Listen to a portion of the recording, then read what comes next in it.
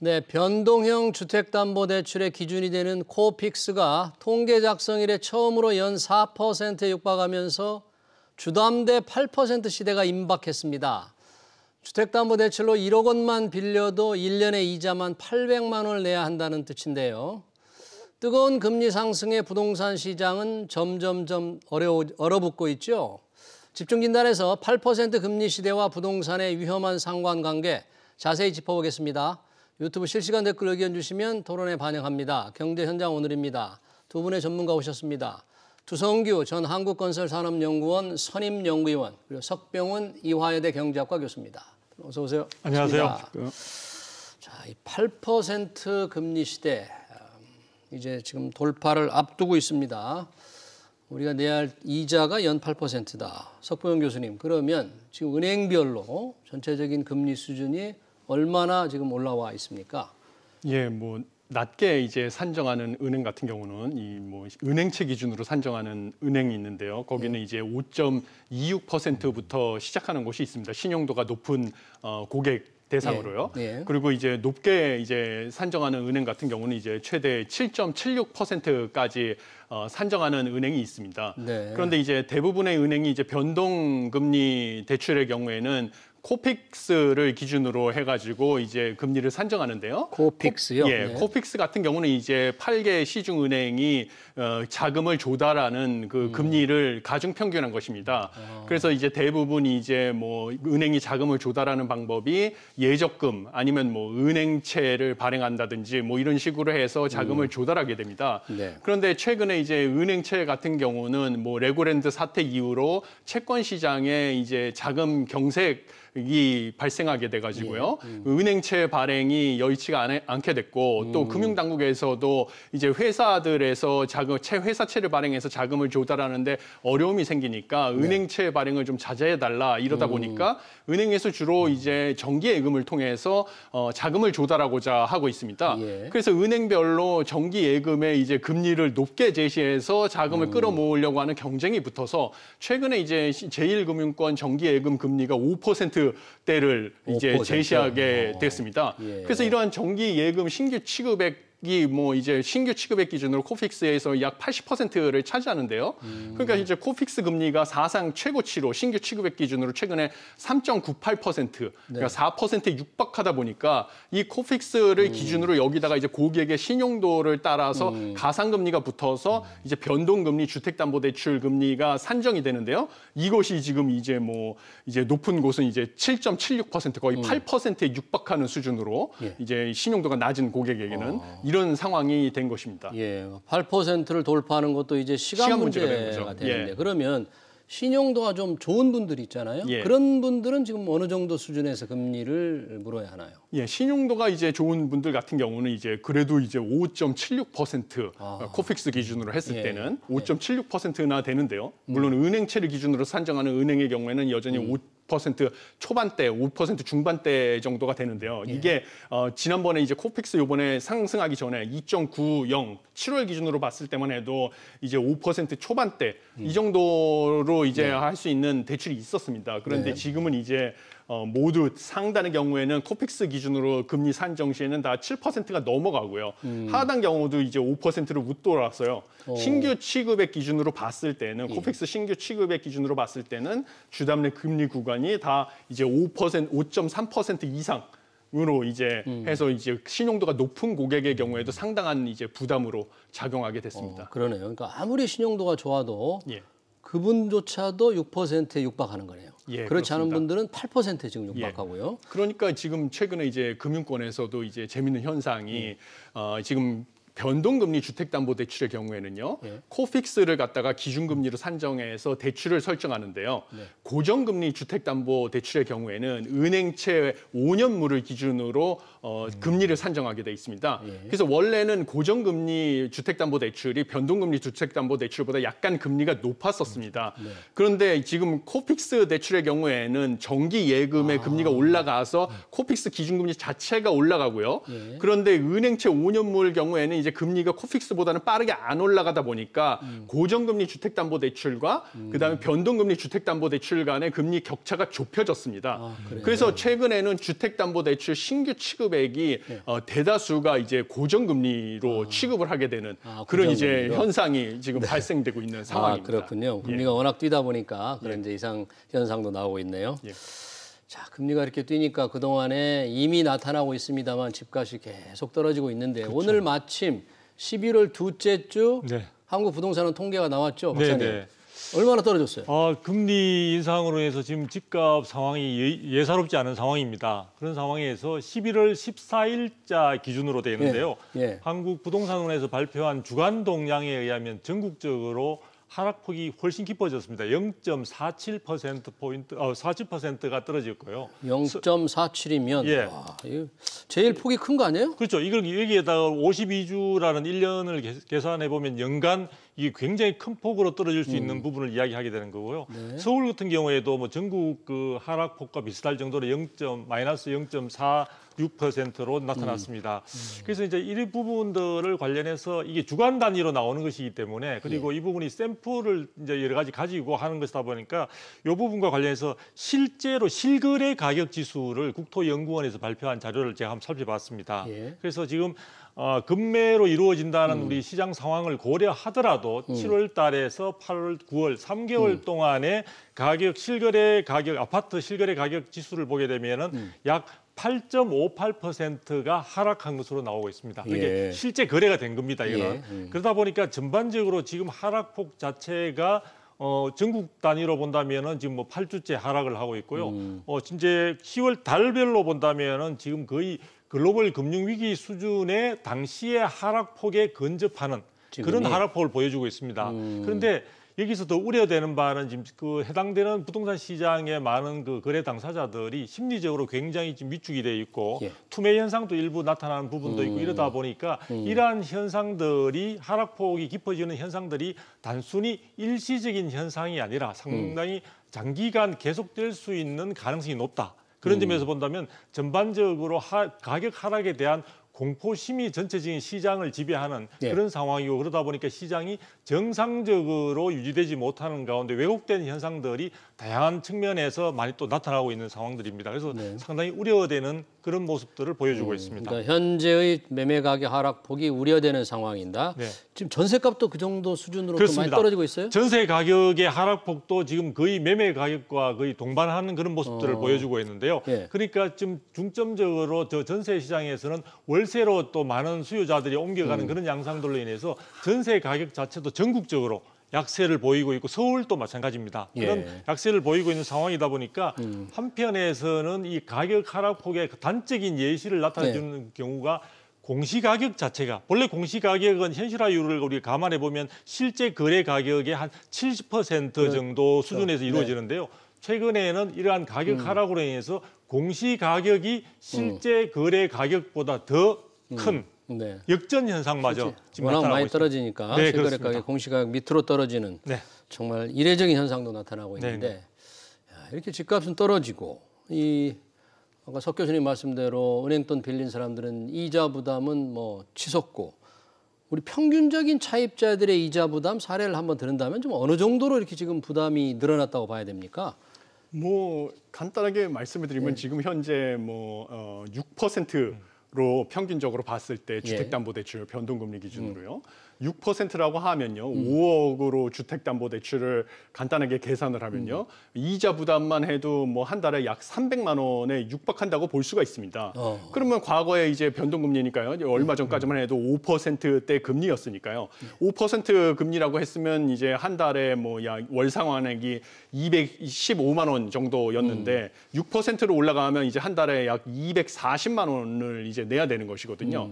그러니까 215만 원에서 이제 240만 원으로 1% 상승을 했을 때 이제 원리금 상환액이 이제 늘어나는 것이니까요. 15만 원에서 40만 원이면 뭐 한 25만 원인가요? 예. 그렇게 되는 것이죠. 네. 그러니까 이제 꼭 상당히 이제 부담이 있는 상황인데요. 근데 뭐 한 가지 제가 말씀드리고 싶은 점이 있다고 하면 이제 우리나라가 약 2017년부터 뭐 원래는 의도는 이런 것은 아니었지만 부동산 시장을 뭐 수요를 억제를 해서 안정을 시키겠다라는 취지로 여러 가지의 대출 규제 정책을 도입을 해왔었습니다. 그래서 뭐 DSR 규제다, 뭐 DTI 규제다, LTV 규제다 이렇다 보니까 뭐 부동산 시장 안정은 실패를 했지만 가계 대출의 질 자체는 좋아졌습니다. 그러니까 이제 차주의 뭐 대출 상환 능력을 기준으로 해서 대출을 해주자 뭐 이래가지고 DSR 규제 뭐 이런 게 도입이 됐거든요. 이건 사실은 선진적인 대출 규제 기법이다 보니까 현재 가계부채 양은 많아졌지만 가계부채를 가지고 있는 차주들은 상당히 이제 원리금 상환 능력은 소득은 어느 정도 되는 그러니까 이자가 상승을 해도 아직까지는 좀 원리금 상환을 할 수 있는 능력이 되는 차주들이 많이 있어가지고 연체율 자체가 그렇게 빠르게 상승하지는 않고 있습니다. 그렇군요. 그래가지고 지금 아직까지는 뭐 그렇게 뭐 연체가 늘어나고 그다음에 뭐 서울 같은 경우만 해도 최근에 뭐 경매가 전체 주택으로 봤을 때 경매 처분에 들어가는 이제 주택 같은 경우는 서울에 있는 전체 가구 수 호수 주택 호수에서 0.02%밖에 안 되는 상황입니다. 그래서 뭐 아직까지는 막 대규모 이제 영끌족들이 이제 원리금 상환을 못 해가지고 집이 경매 처분이 넘어가는 거를 걱정해야 될 상황은 아니라고 저는 보고 있습니다. 네, 이자 부담은 늘어나지만 집값을 잡기 위해서 소득이라든지 또는 담보라든지 이런 거에 비례해서 빌릴 수 있는 돈 규제를 좀 까다롭게 하다 보니까 아직 차입자들이 그냥 이른바 나가 떨어지는 상황까지는 아직 안 되고 있다는데 사실 작년에 집값이 오르니까 무주택자에서 집을 산 사람들이 작년에 제일 많이 늘어난 거죠. 그렇죠. 제일 많이 늘어났습니다. 그런데 지금 뭐 교수님께서는 지금 아직 경매 시장을 상황을 보게 되면은 아직 걱정할 정도는 아니다. 경매 시장까지 넘어가지 않는 상황까지는 아니다라고 말씀하시는데 아직은. 지금 경매 시장 자체는 찬바람이 불고 있습니다. 그러니까 낙찰률 자체가 굉장히 떨어지고 있다 보니까 만일에 그 단계까지 가게 되면은 그 분은 정말 굉장히 큰 어려움을 겪게 되는데요. 작년 이제 지금 사실은 그 영끌족들 가운데 이제 무주택자들 가운데 작년까지 막차를 타면서 작년의 경우에 주택을 매수한 사람들이 무주택자에서 유주택자로 된 경우가 103만 명으로 나타나고 있습니다. 100만 명이 넘었군요. 103만 명이 나타나고 있는데요. 이 가운데 우리가 영끌족이라고 해가지고 사실 영혼까지 끌어다가 주택을 마련한다. 그만큼 사실 문재인 정부 지난 5년 동안에 주택 가격이 너무 많이 오르다 보니까 정말 막차라도 타면서 주택을 마련하자 해서 뭐 은행 등 다양한 쪽에 있어서 자금을 끌어모아가지고 주택을 구입한 상황들인데요. 이분들이 지금 굉장히 지금 이분들 가운데 우리가 2030 세대라고 해서 사실은 이생진망이라는 말도 있었지 않습니까? 이번 생에 잘못하면 집을 마련하는 건 힘들다 이런 이야기를 정말 했는데 다급한 마음에 빌려서 다 산 분들이 많죠. 그런 상황에서 굉장히 이제 뭐 거의 패닉 바잉이라고 할 정도로 해서 주택을 사신 분들이 생각보다 지금 많은 비중을 차지한 것으로 나타나고 있습니다. 그래서 지금 평균적으로 보면 약 한 37% 정도가 2030 세대 영끌 중에 그 정도로 지금 많은데요. 이것도 지역에 따라 굉장히 큰 편차를 보이고 있습니다. 예를 들어 우리가 서울 지역을 예를 들어 본다면요. 가장 사실은 영끌족들이 그나마의 가시적인 그 자기 가능한 범위 내에서 주택 구입을 많이 한 곳이 노도강이라고 해서 강북 지역에 그리고 특히 노원구 같은 경우에 대표적인 어떤 영끌족들의 주택 구매 지역이라고 볼 수 있는데요. 그 경우에 있어서는 거의 절반 가까이가 2030 세대입니다. 그래요? 30대 미만? 그 정도로 30대 미만으로 되어 있고요.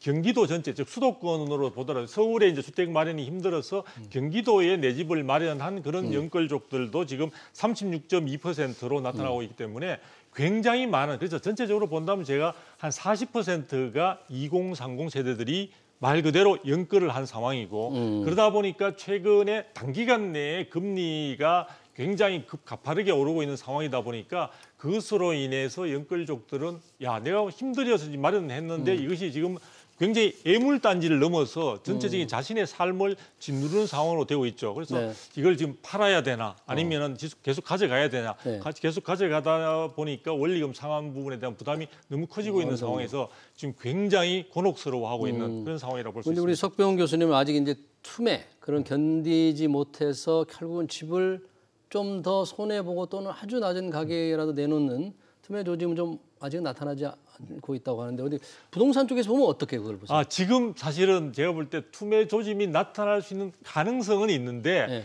지금 최소 마지막까지 버티고 있는 중이라고 볼 수 있습니다. 그러니까 지금 어느 정도 뭐 양호해서 아까 연체율도 말씀을 하셨는데 그 부분은 저도 수치로서 보니까 아직 연체율이 그 과거에 우리 글로벌 금융위기 때는 있을 때처럼 위험한 상황은 아닌 것 같습니다. 연체율은 근데 괜찮다. 지금 제가 볼 때는 거의 한계치까지 오고 있지 않느냐. 그래서 제가 볼 때 지금 상황을 그렇게 정부의 좀 시각처럼 조금 낙관적으로 보기는 좀 어려울 것으로 혹시 보입니다. 투매가 일어난다면 가능성이 높은 곳이랄까 좀 위험한 곳 있다면 어느 지역이 먼저 그런 현상이 나타날 수 있습니까? 그러니까 지금 그런 경우에 이제 연끌을 주로 연끌이 많이 이루어졌던 지역들이 실제 상대적으로 많은 아마 연끌족들이 주택을 계속 보유하기 힘든 상태로 된다면은 아마 투매로 이어질 수 있는 가능성이 높다고 볼 수 있을 것 같은데요. 노도강이 먼저 나옵니까? 아니면 노도강 쪽도 있는데 지금 우선은 제가 볼 때는 경기도 쪽이 먼저 상황이 심각한 것 같습니다. 그래서 이번에 이제 그 주간 동향에서도 나타난 것 중에서 서울이나 전국적인 단위가 아닌 지방의 경우에서도 굉장히 우려할 만한 상황은 인천 지역의 하락폭이 가장 크다고 볼 수 있습니다. 인천 계속 지금 떨어지고 있는데 특히 크고 또 어디가 있어요? 인천. 그다음에 이제 경기 지역 전반에 있어서도 0.59%가 떨어지고 있는 상황이고요. 세종 쪽이 0.62%. 그러니까 세종 쪽은 지금 거의 1년을 넘게 지금 하락을 달리고 있는데 그 하락폭이 점점 깊어지고 있습니다. 그래서 이런 지역들을 중심으로 그리고 경기도 지역에서는 연끌족들이 주로 많이 산 데가 특히 화성 쪽에 있어서 동탄이라고 불리죠. 동탄 신도시. 동탄 신도시의 연끌족들의 유입이 상당히 많은 것으로 나타나고 있는데요. 그쪽 지역이라든지 그다음에 아까 말씀드린 인천 지역이라든지 그리고 서울 같은 경우에는 제가 볼 때는 아까 말씀하신 대로 노도강 지역을 중심으로 해서 아마 연끌족들이 투매에 나선다면 그런 쪽들이 가장 먼저 현상들이 분명하게 나타나지 않을까 이렇게 예상이 되고 있습니다. 아직은 그래도 우리 DTI, DSR 관리가 어느 정도 돼서 이제 그런 심각한 연체가 확 늘어난다 이런 게 없으니까 좀 경제 전체적으로는 아직 이제 심각한 상황은 아닌데 결국은 이 금리가 얼마나 더 오르냐에 따라서 그런 일이 생길 수도 있고 또 예방될 수도 있을 텐데요. 그러면 이제 미 연준을 생각하지 않을 수가 없잖아요. 요즘 뭐 금융 긴축 속도를 조절한다 어떤다 이런 얘기가 있던데 지금 분위기는 어떻습니까? 연준의 정책? 뭐 일단은 뭐 연준에서 최근에 발표된 거에 따르면 이제 뭐 소비자 물가 지수 상승률도 시장의 예상보다 상승폭이 낮았고요. 그다음에 뭐 소비자 물가 지수를 선행한다고 하는 생산자 물가 지수 상승률도 시장의 예측보다 이제 상승률이 낮았습니다. 그래서 이 두 개를 바탕으로 연준이 이제 뭐 이 금리 인상 속도를 좀 늦추는 게 아니냐 이런 게 반영돼서 이제 주가도 상승을 하고 뭐 이랬었습니다. 그런데 그것보다도 더 중요한 사실은 이제 기대 인플레이션이거든요. 그래서 기대 인플레이션. 이제 경제 주체들이 물가가 이제 향후 1년, 뭐 3년, 한 5년 뒤에 물가 상승률이 얼마나 될지에 대한 예측을 이제 조사를 한 것입니다. 그런데 미시간대 기대 인플레이션, 그다음에 뭐 뉴욕 연준에서 연방준비은행에서 조사한 기대 인플레이션 다 단기 기대 인플레이션, 그다음에 뭐 3년 뒤에 기대 인플레이션, 그다음에 5년 뒤에 기대 인플레이션이 다 상승을 했습니다. 다 올랐어요? 다 올랐습니다. 가장 최근에 발표한 10월 뉴욕 연방준비은행 기대 인플레이션 같은 경우도요. 그 5년 기대 인플레이션 이거를 이제 미국 연준에서 가장 중요하게 생각하거든요. 장기 기대 인플레이션인데 장기 기대 인플레이션은 오히려 상승을 했습니다. 근데 이거를 이제 2%로 이제 묶어 놓는 게 가장 중요한데요. 이게 오히려 상승을 했습니다. 그것은 미국에 있는 경제 주체들이 오히려 단기뿐만 아니라 1년 뒤뿐만 아니라 장기적으로도 5년 뒤에도 미국의 물가는 오히려 상승할 거라고 예상을 하고 있다는 소리거든요. 그런데 이제 물가가 상승할 걸 예상을 하면 소비자들 같은 경우는 집에 이제 저장을 할 수 있는 재화의 경우에는 앞으로 가격이 오를 거니까 지금 살 수 있을 때 미리 사서 집에다가 쌓아놓게 되고요. 그러면 이제 기업에다가는 물가는 계속 오르니까 내 임금도 올려줘야 되는 게 아니냐. 그래서 임금 인상을 요구하게 되고요. 기업 입장에서도 임금이 올라가게 되면 생산 원가가 올라가니까 자기 제품의 가격도 올라가게 되고요. 가격을 올리게 되더라도 앞으로 물가가 올라갈 걸 예상하니까 뭐 1,000원 올릴 거 2,000원 올리게 되지 않겠습니까? 이러면 결국은 소비자 물가 상승으로 나타나게 되는 것이거든요. 그러니까 연준의 입장에서도 이제 요번에 금리 인상 폭은 줄일 수 있지만 장기적으로 봤을 때는 요번이라는 게 이제 12월이죠? 예, 12월은 자이언트 스텝이 아니라 0.75% 포인트가 아니라 0.5% 포인트로 0.5. 금리 인상의 속도는 줄일 수 있지만요. 예. 그렇지만 최종 금리라고 하죠. 예. 금리 상단 같은 경우는 낮추는 것은 제가 보기에는 시기상조다. 이렇게 생각을 할 수 있습니다. 왜냐하면 그 근거는 5년 기대 인플레이션이 오히려 상승하고 있기 때문에 그걸 네. 꺾기 위해서는 최종 금리는 여전히 높게. 그래서 저는 이제 5%에서 금리 상단 기준으로요. 미국 기준금리 상단 기준으로 5%에서 5.25%를 여전히 최종 금리로 이번에 그래서 내년에 최초 두 번의 FOMC 회의에서 빅 스텝, 베이비 스텝 이런 식으로 가지 않을까.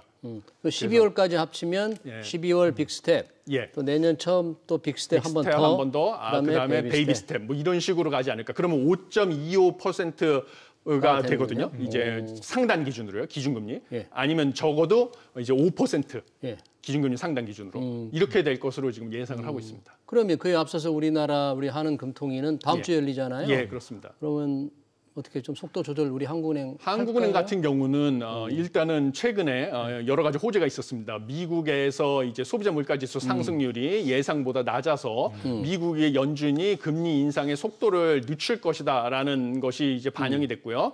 또 중국에서 이제 시진핑이 3년임에 성공을 하면서 국가 주석 그리고 그래서 이제 코로나19로 인한 봉쇄 조치를 완화하겠다라는 예측을 해서 이제 위안화가 강세 현상을 하면서 원화가 위안화랑 이제 동반하는 흐름이 있지 않습니까? 예. 이 두 가지 호재로 인해서 원달러 환율이 지금 1,300원대로 내려갔습니다. 예. 그러면 이제 수입 물가가 일단은 안정이 되면서요. 이제 국내 소비자 물가가 일단 약간 안정이 될 것이다. 그다음에 3개월 연속으로 소비자 물가지수 전년 동월 대비 상승률이 5%대를 기록을 하면서요.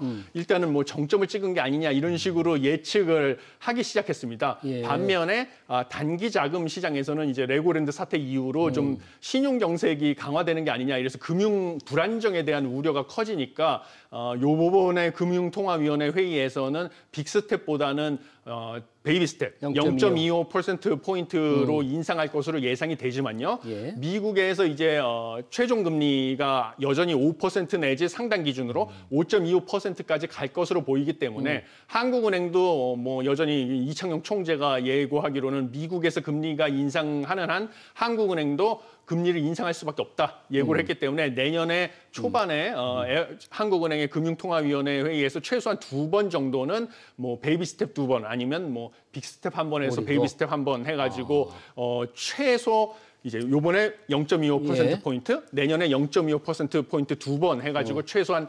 0.75% 포인트까지는 인상을 해야 되지 않을까. 그러면 3.75% 아니면 뭐 4%까지는 기준금리가 인상을 하고요. 그거를 이제 그 상태로 유지를 해서 내년 하반기부터나 뭐 이제 금리를 인하하기 시작하지 않을까 이렇게 예측을 하고 있습니다. 우리 석 교수님이 전망대로 한국은행은 이제 베이비 스텝 0.25% 포인트 올린다. 네. 그렇지만 내년에 또 그래도 한 그 정도씩 한 두어 차례 더 올릴 가능성. 역시 폭은 좁혀지지만 인상은 계속되는 거잖아요. 네. 그러면 이런 것이 부동산 시장에는 어떻게 조금 어떤 영향을 줄까요? 상당한 불안감을 해소할 수 없는 상황이다라고 보여지고요. 지금 이제 대출을 받은 분들이 빠른 시간 내에 금리 상황들이 좀 정상적으로 돌아왔으면 좋겠다. 시장 상황을 좀 반영을 하고 지금 충격파에서 벗어날 수 있는 것을 기대를 지금 많이 하고 있는 상황들인데 지금 교수님 말씀대로 이게 빨라도 내년 하반기까지는 기다려 봐야 된다. 그때도 사실은 금리가 하락한다는 것이 아니라 계속해서 올라가 있는 금리가 그대로 수평으로 유지될 수 있는 가능성이 크다는 점을 감안하면은 굉장히 절망적이다라고 볼 수 있겠죠. 그러면 아마 인내력이 한계에 달할 것으로 보여지고요. 정부는 그런 상황까지를 감안한 뭔가 좀 보완 조치가 좀 있어야 되지 않을까라는 생각이 들거든요. 정부가 지금의 상황을 심각하게 보고 있습니까? 아니면 시장이 조금 너무 부동산 값이 올라가서 좀 네. 정상화되는 뭐 그런 단계 정도로 조금 안이하게 보고 있나요? 제가 보기에는 뭐 개인적인 의견입니다만 지금 정부의 어떤 이 부동산 시장에 대한 정책을 내놓거나 이런 걸 보게 되면은 약간 그 버블 논쟁에 여전히 몰입하고 있는 듯한 모습을 보여주고 있습니다. 근데 제가 보기에는 전체의 이번 주에 주택 가격 하락폭을 보더라도 네. 하락폭이 굉장히 심각해지면서 한 주당의 그 하락폭이 마이너스 0.5%에 달하고 있다는 것은요. 52주를 곱하게 되면은 1년에 연간 25%가 하락한다는 굉장히 무서운 상황들의 결과로 이어질 수 있습니다. 그래서 제가 볼 때는 금리 인상 자체는 우리의 내부적인 요인들이 아니라 미국의 금리 인상 등 외부적인 요인에 의한 것이기 때문에 우리가 어떻게 결정할 수 있는 상황이 아닌데 중요한 것은 이러한 상황들에 대한 문제점들을 좀 인식을 하고 제가 볼 때는 정부가 가격의 적정 수준을 논하는 그런 한가한 이야기를 할 것이 아니라 지금의 향후의 상황까지 고려한다면은 보다 시장 상황을 조기에 좀 수습하거나 외부적인 충격에 좀 대비할 수 있는 선제적 조치가 필요한 상황들이 아닌가. 이미 규제 완화하고 있잖아요. 그 정도는 안 될까요? 그 정도는 그거는 지금 기존에 있는 과도하고도 좀 문제가 많았던 규제를 풀어줘서 정상적으로 돌아가고자 하는 그 과정에 있는 것이고요. 제가 이야기하는 것은 현재 다가오고 있는 정말 엄청난 태풍과도 같은 그 스톰, 폭풍과 같은 그 부분에 대해서 대응하기 위해서는 그 이상의 뭔가 시장에 있어서 좀 수요 심리를 회복시켜줄 수 있는 적극적인 조치들이 저는 나와줘야 된다. 지금 기존에 있던 규제를 풀어주는 것이 아니라 새로운 어떤 조치 등을 통해서 시장이 보다 좀 숨 쉴 수 있고 시장에 대한 정부에 대한 신뢰감을 그러니까 금리 인상의 미국의 어떤 행진 자체가 내년 혹은 그 이후로도 이어진다 하더라도 우리 국내 시장에서는 스스로 좀 자생적으로 시장이 작동할 수 있는 그런 모습의 정책적인 방안들이 나와야 되지 않겠나. 그래서 제가 볼 때는 이번에도 규제 지역을 완화를 해줬지만 아직도 서울이라든지 성남, 하남, 그다음에 광명, 과천 등이 남아있는 상태고 그런 부분을 볼 때 정부의 인식 자체는 아직도 굉장히 뒷북치는 그런 모습 속에서 현재 시장 상황을 제대로 읽지 못하고 있다는 생각을 가지고 그래요? 있습니다. 그러니까 규제 완화하는 이런 소극적인 자세가 아니라 수요를 늘리는 좀 더 적극적인 대책이 필요할 만큼 지금이 심각한 상황이라는 게 우리 두성규 박사님의 판단이고 한국은행이 금리 인상폭을 조금 일단 줄인다면 그래도 이게 대출금리 상승 쪽으로는 계속 영향을 미치는 거죠. 어느 선까지 대출금리가 올라갈까요? 그래서 제가 보기에는 일단은 금리가 올라갈수록 원래는 이제 예대 마진이라는 것은 증가를 하게 돼 있습니다. 왜냐하면 이제 예대 마진이라는 것은 고금리 상황이 지속되면 이제 연체가 걸릴 수 있는 이제 부실 차주는 늘어나기 마련이거든요. 높은 금리를 감당하지 못하기 때문에. 그래서 예대 마진이라는 그런 부실 차주, 부실 채권에 대한 일종의 그 리스크 프리미엄 차원에서 예대 마진을 받는 거거든요. 금융기관에서. 그래서 앞으로 뭐 기준금리가 최소 0.75% 포인트 증가할 거로 제가 예측을 하기 때문에 그걸 감안하면 예대 마진이 더 늘어날 걸 감안하면 최소한 평균적으로 봤을 때 주택담보대출은 1% 이상 늘어나지 않을까. 그러면 지금 뭐 상당 기준으로는 뭐 8%가 될 수도 있다. 이러면 9% 정도까지 주택담보대출이 갈 것으로 보이고요. 그러면 뭐 신용도가 좋은 차주분 같은 경우는 지금 뭐 한 7% 정도도 예측을 해야 될 것으로 보입니다. 그래서 지금으로 봤을 때는 고정금리로라도 지금으로 갈아타는 게 유리하다고 보이고요. 제가 뭐 일단은 뭐 두 박사님께서 전문가시긴 하지만 저도 부동산 관련해서 연구를 오랫동안 해왔기 때문에 제 생각을 간단히 말씀을 드리면 부동산 관련해 가지고는 일단 정부에서도 부동산 가격이 40% 이상 폭락을 하게 되면 주택담보대출이 부실화되고 그게 금융기관 부실로 전이될 가능성이 큽니다. 왜냐하면 부실 채권을 갖다가 경매 처분을 해서 원리금을 회수해야 되는데 주택 가격이 40% 이상 폭락을 하게 되면 원리금 회수가 불가능해지거든요. 그래서 정부에서도 40% 이상 폭락을 하도록 방치하지는 않을 것으로 저도 생각을 하고 있습니다. 근데 무엇보다 중요한 것은 정부에서 지금 5년 안에 270만 호를 공급을 하겠다고 예고를 한 상황입니다. 그런데 그 공급을 하는 것을 속도를 조절하는 게 필요하다고 생각합니다. 알겠습니다. 자기 동네에 갑자기 270만 호가 공급이 된다고 예측을 하면 말 그대로 투매가 발생할 수가 있거든요. 그래서 그 대책이 필요하다고 생각을 합니다. 급등하는 금리, 부동산과의 위험한 상관관계 두 분의 걱정 잘 들었습니다. 지금까지 석병훈 이화여대 경제학과 교수, 두성규 전 한국건설산업연구원 선임연구위원이었습니다. 두 분 고맙습니다. 네, 감사합니다. 감사합니다.